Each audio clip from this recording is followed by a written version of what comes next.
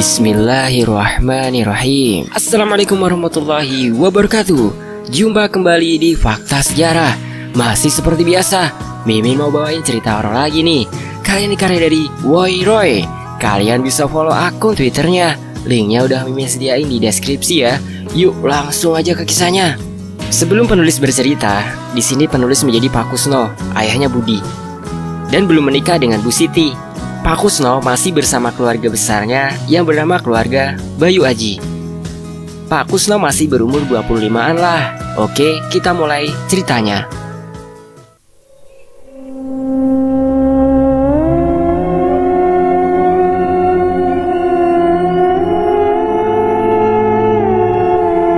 Aku yang sedang duduk di pelataran rumah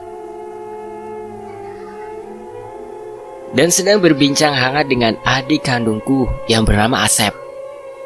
Tiba-tiba terdengar seperti ada yang memanggil namaku.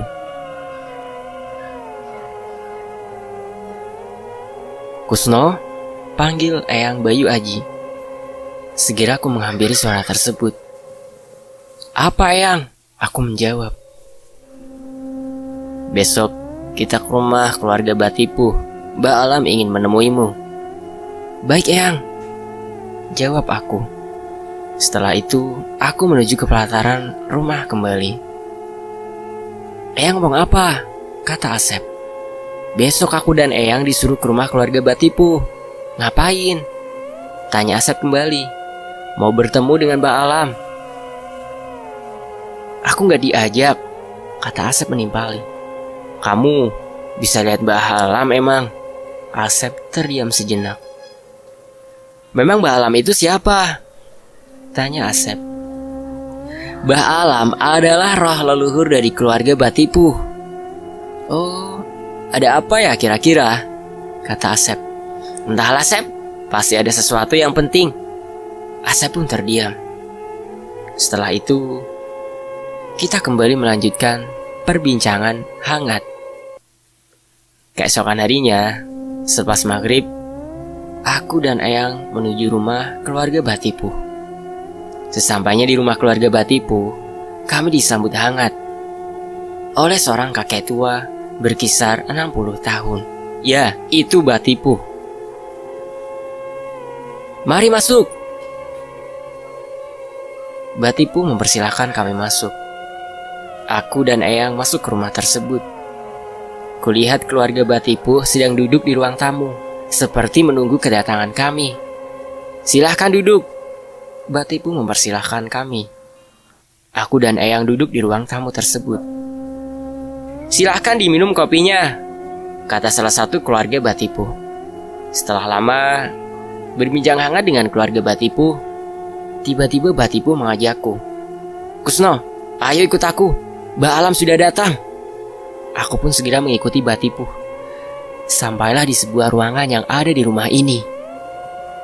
Di dalam ruangan tersebut sudah ada kakek tua yang duduk di bangku dan kakinya tak menapak tanah. Di bawah bangku tersebut ada sebuah darah ayam, kemenyan, dan kembang 7 rupa. Mbah Alam menatapku ramah. Kusno, Mbah Alam menyebut namaku.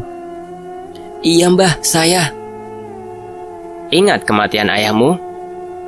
Ingat sekali. Kau tahu kan siapa yang menyantetnya? Aku terdiam sejenak. Keluarga Anjani, Mbah. Mbah Alam tertawa. Kita habisi mereka bersama, mau? Aku terdiam sejenak, seolah berpikir. Ini kesempatanku, pikirku. Aku pun menjawab, mau. Tapi kita habisi dulu keluarga-keluarga yang di belakang Anjani. Anjani tak akan mati semudah menyantet anak kecil yang tak tahu apa-apa, kata Mbah Alam. Aku terdiam, lalu menatap Batipu. Paling hanya muntah darah, kamu tidak akan mati, kata Batipu. Aku menatap kembali Mbah Alam. Mulai dari mana Mbah? Keluarga Diwangsa. Aku terdiam. Tak lama Mbah Alam menghilang. Mari ke ruang tamu. Mari ke ruang tamu kembali, Kusno. Batipu mengajak aku ke ruang tamu. Aku dan Batipu segera menuju kembali ke ruang tamu. Kulihat raut wajah Eyang Bayu Aji curiga. Setelah lama kita berbincang hangat, aku dan Eyang memutuskan untuk pamit pulang. Dan di perjalanan pulang, Eyang bertanya, "Kamu disuruh membunuh siapa?" Aku terdiam sejenak. "Keluarga Anjani." "Keluarga di belakangnya bagaimana?" "Dihabisi juga," kata aku. Eyang seperti sangat marah. "Kau bunuh Gentala, akan kubunuh kau dengan keluarga Batipu." Aku terdiam mendengar pernyataan Eyang Bayu Aji. Bagaimanapun dia yang memberitahu kita bahwa keluarga Anjani mau membunuh ayahmu. Kita sudah sekuat tenaga menahan santet itu, tapi tetap ayahmu mati kan? Eyang hanya berpesan, "Kau pun harus berhati-hati dengan keluarga Anjani." Aku hanya terdiam. Tak lama, kita sudah sampai rumah. Aku segera menuju kamar, dan kulihat sudah Asep yang menungguku.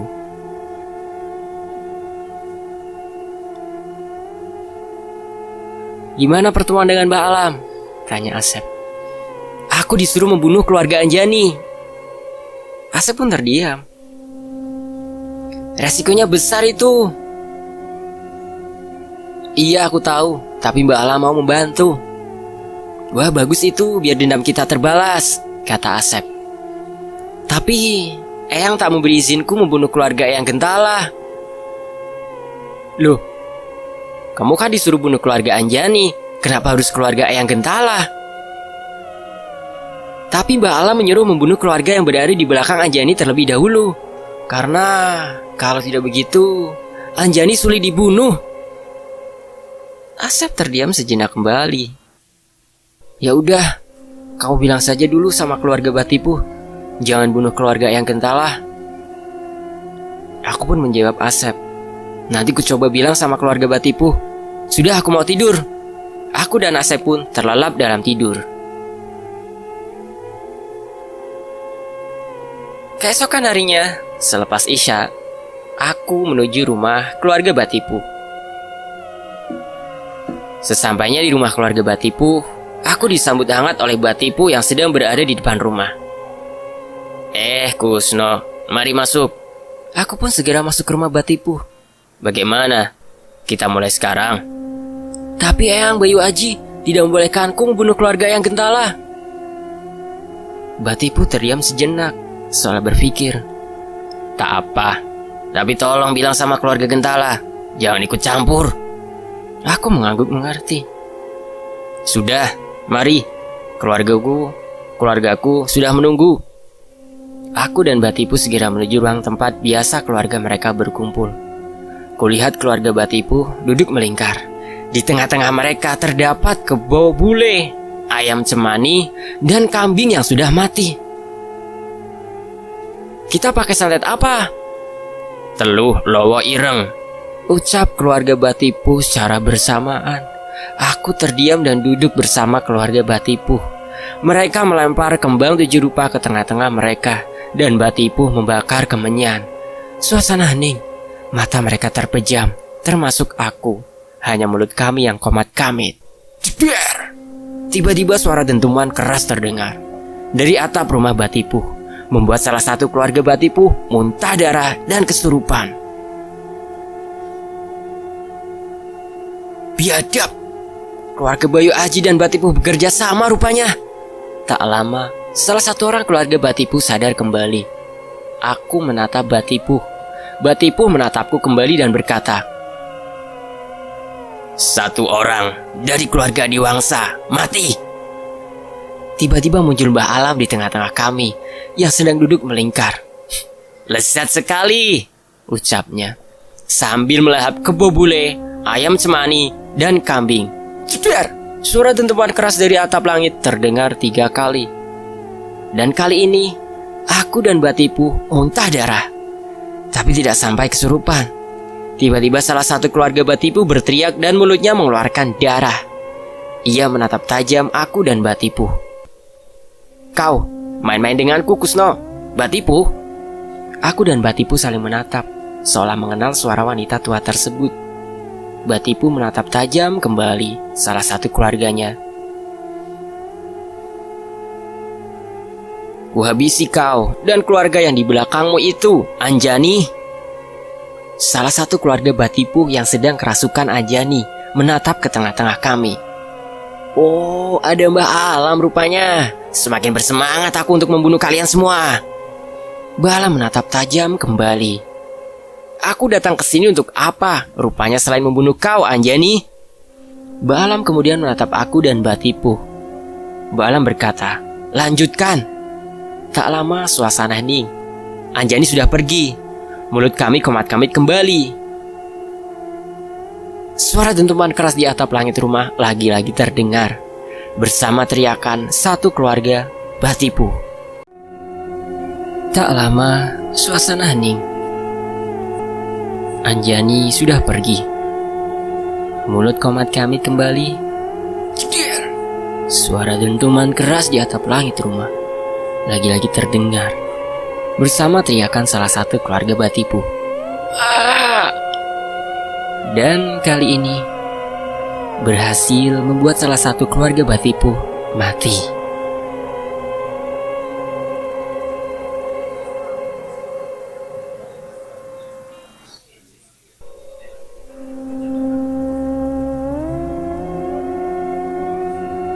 Keluarga Batipu yang awalnya terdiri dari 10 orang harus kehilangan satu dari mereka. Tubuh kami berkeringat dan aku sudah benar-benar lelah, termasuk Batipu dan keluarganya. "Biadab, Anjani tak akan kumaafkan," ucap Mbah Alam. "Bagaimana ini, Mbah?" kata Batipu. "Keluarga di Wangsa sudah tersisa 1 orang. Aku pergi. Besok kita lanjutkan," kata Mbah Alam.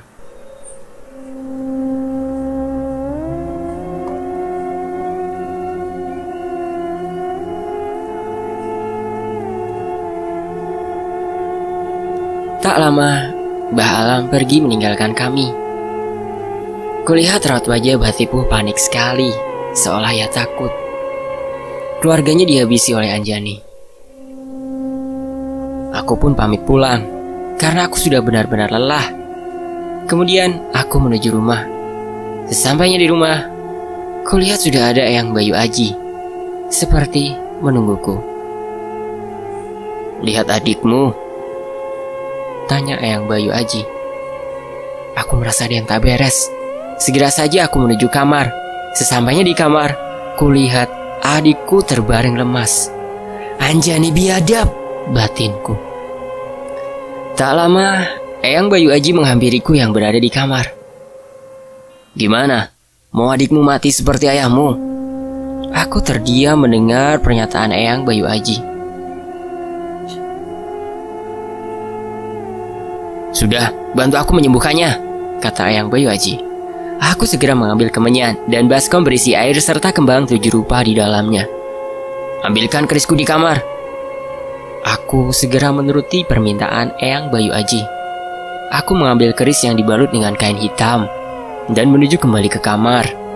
Eyang Bayu Aji membuka balutan kain hitam tersebut. Tak lama, terlihat 2 keris dan dicelupkan dalam baskom tersebut. Kemudian aku diberikan 1 keris. "Mulai." Aku membakar kemenyan terlebih dahulu.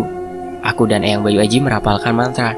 Dengan keris yang kami pegang berada di atas asap kemenyan. Kemudian kami celupkan kembali ke baskom berisi air dan kembang 7 rupa.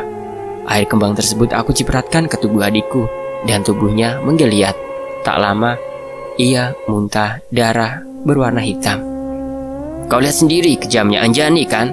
Eyang hanya berpesan suatu saat nanti, kalau kau dapat kesempatan untuk membunuh Anjani, lakukan." Aku mengangguk mengerti. Setelah itu, Eyang Bayu Aji pergi. Kemudian aku segera merebahkan tubuh di kasur karena lelah. Tak terasa aku terlelap dalam tidur.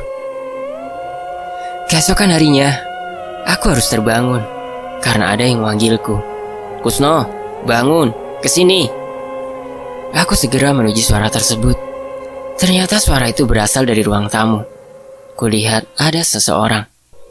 Kakek tua berjanggut putih sedang berbincang dengan Eyang Bayu Aji.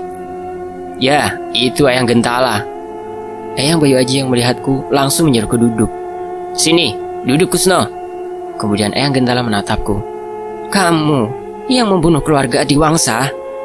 Aku mengangguk. Sudahlah, tak usah dilanjutkan. Kamu tahu Anjani kan? Aku tak mau sampai kamu seperti bapakmu. Aku tahu batasku, Eyang. Aku tidak akan mengulanginya untuk yang kedua kalinya. Tolong Eyang Gentala jangan ikut campur. Eyang Gentala menatapku serius. Baiklah, kalau itu mau kamu, aku tidak melarang. Tapi kau pun harus berhati-hati dengan Batipu. Maksudnya, aku tahu sifat keluarga Batipu. Dia membantumu, pasti ada maunya. Aku terdiam mendengar pernyataan Eyang Gentala. Eyang Bayu Aji menambahkan, benar kata Gentala. Pasti keluarga Batipu mengincar sesuatu. Aku tidak peduli dengan apa yang mereka cari. Yang aku mau hanya Anjani mati. Eyang Gentala terdiam sejenak. Ya sudah, lakukanlah jika kamu dapat kesempatan itu. Sudah, aku mau pulang dulu. Setelah itu Eyang Gentala pamit pulang. Eyang Bayu Aji menatapku. Kau benar-benar ingin membunuh Anjani kan? Aku mengangguk. Eyang Bayu Aji lalu pergi ke kamarnya, seperti mengambil sesuatu, dan kemudian kembali dengan membawa keris yang dibalut kain kafan serta tali pocongnya. Pakai ini, nanti malam. Lalu memberikan keris tersebut. Aku sudah lama sekali tak melihat keris ini. Keris leluhur yang didapatkan Eyang Bayu Aji selama bertapa 5 tahun. Dalam keris ini ada roh leluhur yang bernama Mbah Legam. Aku merasa senang sekali. Terima kasih, Eyang. Sudah, kutunggu kabar baiknya nanti malam. Aku pun mengangguk mengerti. Mati kau, kali ini Anjani, batinku. Selepas Isya, aku segera menuju rumah keluarga Batipu. Sesampainya di sana, aku disambut hangat oleh Batipu. Mari masuk, Kusno. Aku segera memasuki rumah tersebut dan menuju ruang keluarga Batipu. Kulihat sudah ada sesajen di tengah mereka. Aku butuh darah ayam segar dan kambing hitam. Mereka tampak menyerotiku, termasuk Batipu. Kamu bawa apa, Kusno? Aku mengeluarkan sesuatu di kantongku yang diberikan Eyang Bayu Aji padaku. Mereka menyoroti benda tersebut dengan mata berbinar-binar. Salah satu keluarga Batipu segera memotong ayam cemani dan menuangkan darah ayam tersebut dalam cangkir. Setelah itu menaruh cangkir tersebut beserta kambing hitam yang sudah mati di tengah-tengah kami. Dan kubuka perlahan tali pocong yang membalut keris ini. Lalu kecelupkan jari telunjukku pada darah ayam yang ada di cangkir tersebut. Kuoleskan perlahan sambil merapal mantra. Perlahan keluar sesosok hitam legam serta tongkat kayunya yang khas berwarna hitam dan penutup kepala yang berwarna hitam pekat. Keluarga Batipu tercengang melihatnya dan menggeleng-geleng kepala. Batipu menatapku. Kita habisi keluarga Adiwangsa sekarang, Kusno. Aku mengangguk seolah menyetujui. Suasana hening sekali. Mata kami terkejam. Hanya mulut kami yang merapalkan mantra. Keluarga Adiwangsa sudah habis. Tinggal 2 keluarga lagi. Keluarga Mahajana dan keluarga Sunggono. Aku terdiam sejenak. Ceder! Terdengar suara dentuman keras dari atap langit rumah. Kami semua muntah darah. Biadab! Terdengar lagi suara dentuman keras dari atap langit rumah. Lagi-lagi berhasil membunuh 1 orang, keluarga Batipu. Dan salah satu keluarga Batipu kesurupan dengan suara wanita tua. Ya, itu Anjani. Bagaimana, Batipu, Kusno? Dan dia melihat ke tengah-tengah kami. Oh, ada Mbah Legam ternyata. Semakin menarik rupanya. Tak lama salah satu keluarga Batipu yang sedang kesurupan sadar kembali. Tiba-tiba muncul Mbah Alam. Mari lanjutkan, aku sudah selesai dari urusanku. Dan suasana hening kembali. Mata kami terbejam dan mulut kami kembali merapalkan mantra. Ceder! Terdengar suara dentuman keras membuat kami muntah darah. 2 orang keluarga Mahajana mati. Sambil mengalap darah yang tersisa di bibirnya, tiba-tiba muncul sosok wanita tua dengan rambutnya disagul, sedang menatap tajam aku dan Batipu. Aku dan Batipu saling menatap seolah ketakutan dan berkata, Rogo Sukmo, Anjani. Begini kata Anjani, bagaimana? Kalian ingin mati satu persatu? Aku dan Batipu terdiam mendengar pernyataan itu. Mbah Legam melesat ke arah Anjani dan memukulnya. Jangan banyak bicara, lakukanlah kalau kau bisa. Membuat sosok itu menghilang. Lagi-lagi dentuman keras terdengar dari atap langit. Kami lagi-lagi muntah darah. Aku dan keluarga Batipu benar-benar lelah. Sudah, lanjutkan besok, aku sudah tidak kuat. Mereka mengangguk mengerti.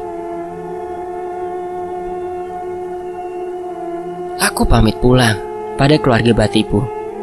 Segera aku menuju rumah. Sesampainya di rumah, aku lihat sudah ada Eyang Bayu Aji di depan rumah. Dan kulihat raut wajahnya seperti sangat sedih. Adikmu mati, kata Eyang Bayu Aji. Aku yang mendengar pernyataan Eyang Bayu Aji segera menuju rumah keluarga Anjani. Baru saja melangkahkan kaki meninggalkan rumah, tiba-tiba Eyang Bayu Aji berkata, kau hanya akan mati seperti adikmu. Aku terdiam mendengar pernyataan Eyang Bayu Aji. Ingat Kusno, ingat ibumu, ayahmu dan adikmu mati oleh si biadab itu. Dan kau mau menyusulnya? Tak terasa menetes air mataku. Kesedihan bercampur amarah yang saat itu aku rasakan. Tapi aku ingin kembali sekali membunuhnya. Tidak Kusno, tidak. Kaulah yang akan dibunuh olehnya jika kau tak mau mendengarkan aku. Aku terdiam dan segera masuk ke kamar. Kulihat adikku sudah terbujur kaku. Biadab! Teriakku memecah keheningan malam. Eyang Bayu Aji menghampiriku. Esok setelah menguburkan adikmu, aku ikut denganmu ke rumah Batipu. Aku akan membantumu. Aku hanya diam. Dan Eyang Bayu Aji pergi meninggalkanku. Keesokan harinya, setelah menguburkan adikku, aku dan Eyang Bayu Aji menuju rumah keluarga Batipu. Sehabis maghrib, aku baru sampai di rumah. Tak lama Batipu keluar dan menyambut hangat kami. Ada Bayu Aji rupanya. Mari masuk. Eyang pun tersenyum dan kami segera masuk rumahnya. Sampailah kami di ruang keluarga Batipu.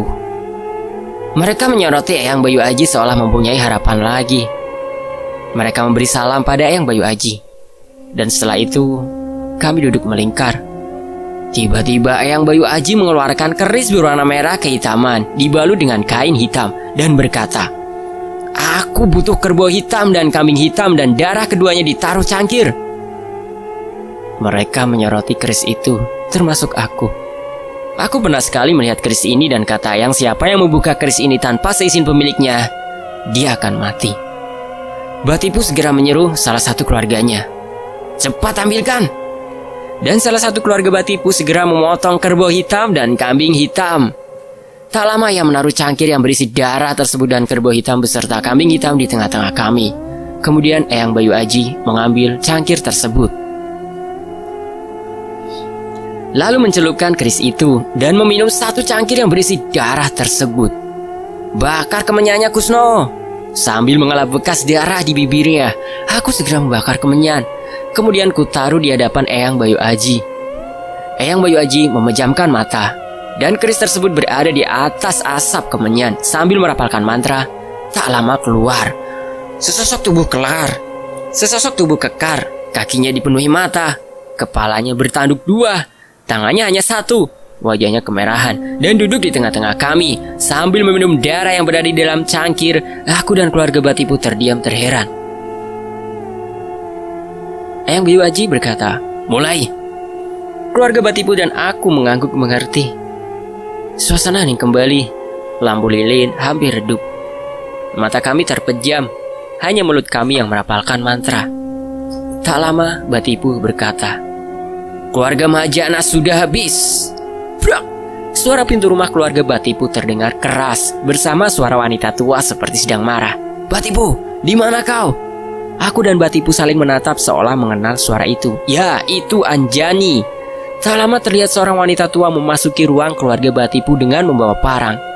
Oh, ramai sekali rupanya. Sambil mengayunkan parang yang dipegangnya, aku, Eyang Bayu Aji dan keluarga Batipu terdiam. Anjani mendekatiku, membelai rambutku seperti hendak menggorok leherku. Salah satu keluarga Batipu memenggal kepala Anjani menggunakan golok hingga kepala itu terjatuh. Aku, Eyang Bayu Aji dan keluarga Batipu menyoroti kepala tersebut.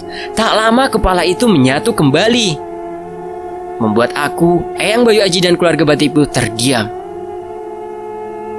Bodoh kalian. Kalian tahu bahwa aku tidak akan mati dibunuh sekalipun secara terang-terangan. Anjani melayangkan parangnya ke tangan salah satu keluarga Batipu yang tadi memenggal Anjani dan berhasil memutuskan tangannya bersama teriakan salah satu keluarga Batipu. Lihat itu, Batipu tangan itu tidak kembali ke tubuhnya. Kami semakin terdiam dibuatnya. Anjani membelai rambutku lagi. Aku akan memaafkan kalian jika Kusno mau menikahi adikku. Gimana Kusno? Aku menatap Eyang Bayu Aji. Dan Eyang Bayu Aji mengangguk seolah menyetujui. Aku berkata, kau atur saja Anjani. Anak pintar, kata Anjani. Sambil membelai rambutku, tak lama ia pergi sambil menenteng parangnya. Aku menatap Eyang. Gimana ini Eyang? Tiba-tiba Batipu berkata, aku tahu maksud Anjani. Mata aku dan Eyang menyoroti Batipu. Dia ingin menggadaikan jiwa adiknya demi kesempurnaan ilmunya. Setelah ia menikah denganmu dan mempunyai anak, barulah jiwa adiknya Anjani hilang. Berarti dia semakin kuat Batipu. Tidak, selagi kita bisa menghabisinya dan keluarga di belakangnya sebelum ia menyempurnakan ilmunya itu.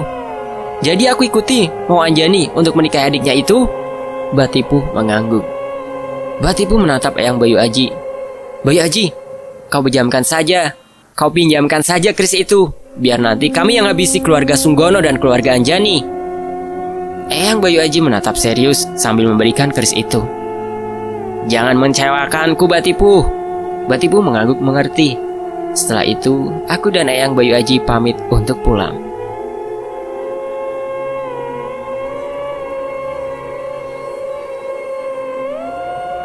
Sesampainya di rumah, aku segera merebahkan badan. Tak terasa, aku terlelap dalam tidur. Keesokan harinya, ada orang suruhan Anjani untuk memberitahu tanggal pernikahan aku dan adiknya. Tibalah hari pernikahan kami di rumah keluarga Anjani. Setelah Kusno sah dengan adiknya Anjani bernama Siti. Dan Kusno tinggal di rumah Anjani bersama keluarganya. Anjani terlihat sangat bahagia. Ia mengelus rambutku layaknya adiknya sendiri. Malam hari, ada seseorang yang datang ke rumah Anjani yang ternyata salah satu sahabat dari keluarga Sunggono yang bernama Agus. Anjani, keluarga Sunggono mati semua. Anjani seperti sangat geram mendengar pernyataan itu.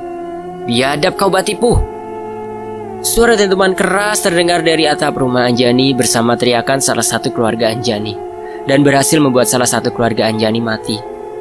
Keluarga Anjani yang terdiri dari 6 orang harus kehilangan satu dari mereka. Tak lama terdengar lagi suara dentuman keras dari atap rumah Anjani dan lagi-lagi berhasil membuat salah satu keluarga Anjani mati. Anjani segera berlari mengambil ayam cemani dan memotong tepat di lehernya. Bersama mengucur deras dari ayam tersebut, kemudian darah itu ditampung di mulut Anjani. Ia seperti orang kehausan. Anjani memotong ayam tersebut dan lagi-lagi ia menampung darah itu dengan mulutnya. Dan kemudian ia duduk bersila dengan mata terpejam sambil merapalkan mantra. Ceder! Lagi-lagi terdengar suara dentuman keras dari atap rumah. Kali ini tidak ada yang mati, tapi seluruh keluarga Anjani muntah darah kecuali Kusno. Setelah itu tidak terdengar lagi sampai kami terlelap dalam tidur. Lama tak terdengar suara dentuman keras di atap langit membuatku curiga, sekaligus takut keluarga Batipu dihabisi oleh Anjani. Apalagi istriku sudah hampir menginjak 9 bulan. Akhirnya aku memutuskan untuk menyambangi keluarga Batipu tanpa sepengetahuan Anjani. Sesampainya di rumah Batipu, ternyata sudah ada Batipu di depan rumahnya, dan kulihat raut wajah Batipu seolah sangat sedih. Ada apa Batipu? Batipu mengurutkan dahi. Keluarga aku tersisa 4 orang. Aku terdiam sejenak seolah berpikir. Keluarga Anjani yang perlu kau bunuh hanya 2 kan? Anak Anjani tidak perlu kau bunuh. Ia masih anak bayi. Batipu menatapku serius. Tidak Kusno, tidak. Anaknya tetap harus dibunuh. Aku takut anaknya menjadi penerusnya nanti. Aku terdiam sejenak. Lakukanlah malam ini. Aku pun pamit untuk pulang. Saat di perjalanan pulang aku teringat dengan Eyang Bayu Aji. Aku segera menuju rumah Eyang Bayu Aji sebelum pulang ke rumah Anjani. Kulihat Eyang Bayu Aji sedang berada di depan rumah seperti menunggu kedatanganku. Sini, duduk Kusno. Aku pun duduk di samping Eyang Bayu Aji. Aku jadi teringat perkataan Gentala waktu itu. Aku terdiam seolah mengingat perkataan Eyang Gentala. Batipu menginginkan sesuatu, Eyang. Eyang terdiam sejenak. Hampir anakmu lahir, tapi dia belum membunuh Anjani juga. Padahal dia bisa membunuhnya. Sekarang keluarga di belakang Anjani sudah habis. Untuk apa menunggu lagi? Aku terdiam seolah mengerti maksud Eyang. Dan aku teringat sebelum ayahmu mati. Karena dia tidak mau menikahi Anjani. Dan akhirnya ibumu dan ayahmu mati olehnya. Padahal ayahmu ditawari akan diberikan ilmu Pancasona oleh Anjani. Aku mengerti maksud Eyang Bayu Aji. Berarti ilmu itu bisa diambil Eyang saat pemiliknya sudah lemah. Eyang mengangguk. Aku segera menuju rumah Anjani. Sesampainya di rumah Anjani, kulihat sudah ada keluarga Batipuh sedang membopong suami Anjani. Dan Anjani dan anaknya sudah dalam keadaan dibakar. Hanya beberapa warga yang melihat dan disuruh tutup mulut oleh Batipuh agar warga tersebut tidak mati dibuat oleh Batipuh. Aku hanya terdiam melihat peristiwa itu. Setelah dibakar, Anjani dan anaknya dibawa oleh keluarga Batipuh. Kau bawa kemana mereka? Kubawa ke suatu tempat, dan dendamu sudah terbalas, Kusno. Tak lama terdengar teriakan dari istriku bersama suara bayi yang menangis.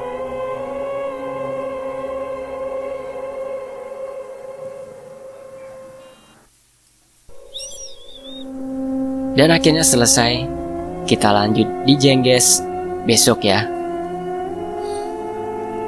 Akhir kata, wassalamualaikum warahmatullahi wabarakatuh.